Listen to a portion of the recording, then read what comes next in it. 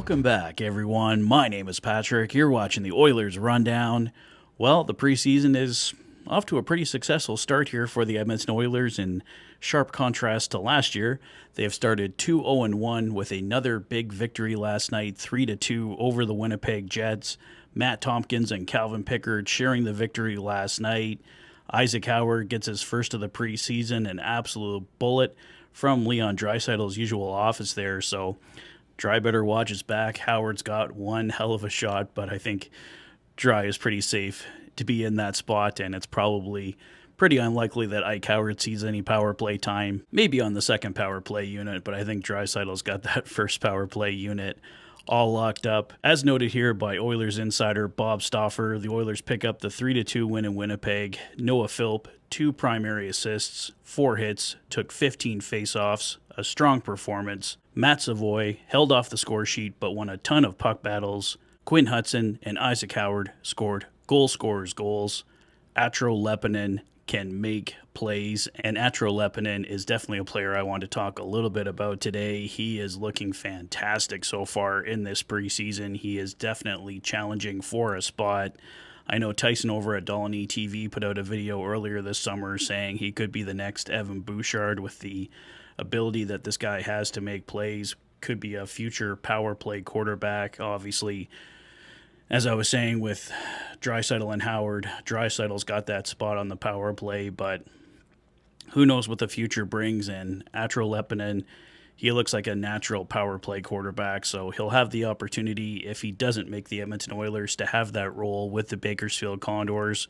Could definitely do wonders for him. I know players are raving about his passing ability, just putting it right on the tape there. So it sounds like this is definitely a guy with an NHL future. He was huge over in Liga in Finland, and he's making an impression already here with the Edmonton Oilers. I don't know if he can break into that top 7, but we'll see what happens. Stranger things have happened. It was pretty set with GM Ken Holland about who made the team, and not too many surprises last year following the trades, but if Atro Leppanen can keep this up, he is definitely on a path to potentially earning himself at least a shot here.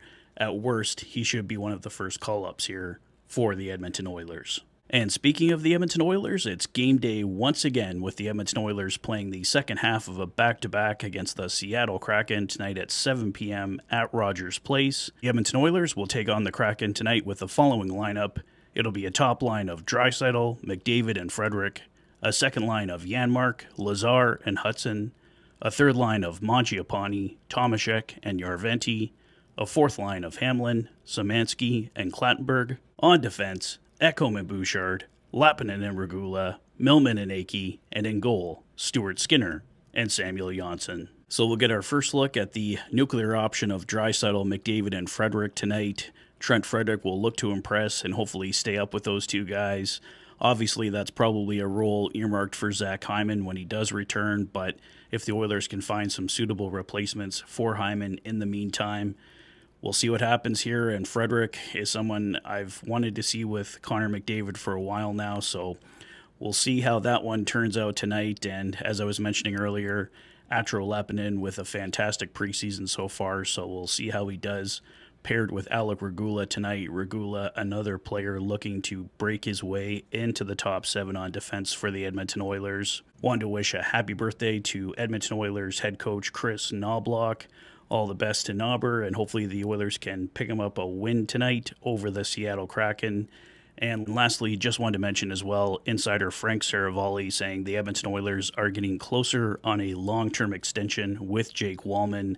Nothing official to announce as of yet, but that might be one that's coming here in the next few days for the Edmonton Oilers. It would be great to see Jake Walman locked in here long-term. But that's all I have for now, guys. Oilers Kraken, 7 p.m. tonight at Rogers Place. Head on down. You'll see some of the big guns in the lineup for the Edmonton Oilers tonight. Let me know your thoughts on the lineup. Jake Walman, what do you think about Atro Leppanen so far? Do you think he should make the team based on what we've seen? Let me know your thoughts in the comment section below. If this is your first visit to the channel and you like what you see, please consider liking and subscribing for all the latest Oilers content. You've been watching the Oilers Fanatic. Thanks for being a fan.